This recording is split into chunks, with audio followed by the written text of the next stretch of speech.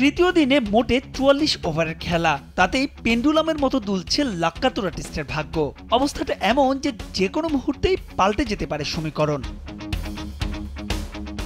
দিন শেষে টাইগারদের ১১২ রানের লিড, হাতে আছে ৬টা উইকেট। ক্রিজে শান্ত আর জাকের আলী অনেক। প্রশ্ন ছিল মুমিনুলের কাছে এই উইকেটে কত রান নিরাপদ। 300 হলে খুব ভালো, 300 যদি না হয় 278, 270 অথবা 280। সকালে হয়তো খুব হার্ড হয়ে আসবে, তো ওই সময়টা আমাদের একটু খুব ক্যালকুলেটিভভাবে ব্যাটিং করা লাগবে। আবার কোন একটা সময় দেখবেন যে খেলাটা হয়তো ছাড়বে, তো আমরা আবার একটা সময় আসবে আমরা খেলাটা ধরবো।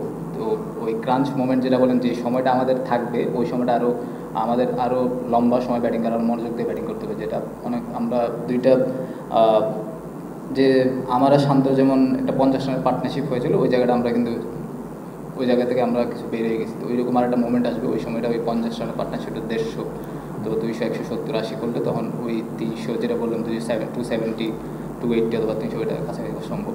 মুমিনুলের এমন আত্মবিশ্বাসের কারণও আছে। মাহিদুল ইসলাম অঙ্কন না থাকলেও মিরাজ ছাড়াও ব্যাট চালাতে পারেন তাইজুল হাসানরা। গুরুত্বপূর্ণ সময় তাই দলের কাছ থেকে চান দায়িত্বশীল আচরণ। আমাদের ট্যালেন্টেড যারা আছে, তাইজুল, তারপরে হাসান, ওরা ব্যাটিং করতে পারে, এই কারণে মানে কনফিডেন্সটা একটু বেশি আর কি।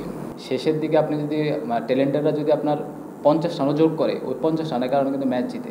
তবে সেখানে আছে আক্ষেপও। সিলেটের ট্রু উইকেটে 2 বার সেট হয়েও মুমিনুল ব্যর্থ নিজের ইনিংস বড় করতে। তাই তো হয়েছে বোধোদয়। মুশফিককে নিয়েও উদ্বিগ্ন নন মিনি। আমি কোনোভাবে ওনারা নিয়ে ওরিড না, কারণ এতদিন ধরে ইন্টারন্যাশনাল ক্রিকেট খেলছে, উনি জানে কীভাবে ব্যাক করতে হয়।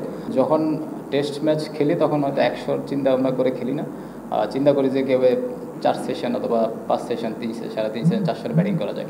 তো ওই হিসেবে চিন্তা করলে, আমি যে সিনিয়র ব্যাটসম্যান, ওই হিসেবে চিন্তা করলে আমার কাছে মনে হয় যে আমি 2 ইনিংসে সেট হয়ে আউট হয়েছি। দেখেন আমি ম্যাক্সিমাম হয়তো 1 সেশন খেলতে পেরেছি। 1 সেশন সিনিয়র প্লেয়ার হিসেবে 1 সেশন কোনোভাবে এটা কাম্য না। আমার কাছে মনে হয় যে আমি যদি 3 সেশন ব্যাটিং করতে পারতাম আরও, তাহলে হয়তো ফার্স্ট ইনিংসে, সেকেন্ড ইনিংসে ভালো একটা পজিশনে চলে যেতে পারতাম। লাক্কাতুরার 22 গজ নিয়েও প্রশংসা ঝরল মুমিনুলের কণ্ঠে। ঘরোয়া ক্রিকেটেও চান এমন উইকেটই। মাহবুব রিমন, সময় সংবাদ।